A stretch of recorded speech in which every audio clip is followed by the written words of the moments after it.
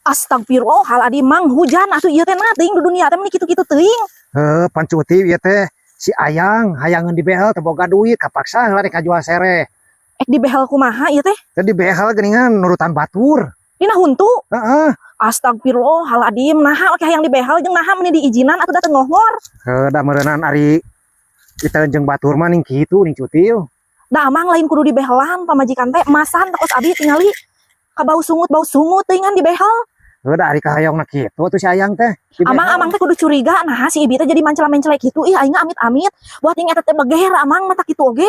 Cuti mah sok kitu menang Kudu curiga amang teh tong dijomplang ting boga pamajikan teh. Amang mah kasebut teu ketingali ku panon sorangan mah. Kada moal kaciri atuh batur begerna di ditu. Di jalan ari amang pagawean cicing di sawah ih aing kacuriga.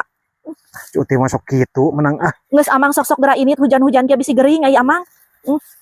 Yang ditinggalkeun kawin deui. Da can meunang serehna oge apa ieu teh. Behel-behel caduk ka bau-bau sungut sok-sok amang. Kembali we hujan sakieu ge kusabab si Ayang hayang di behel supaya bahagia.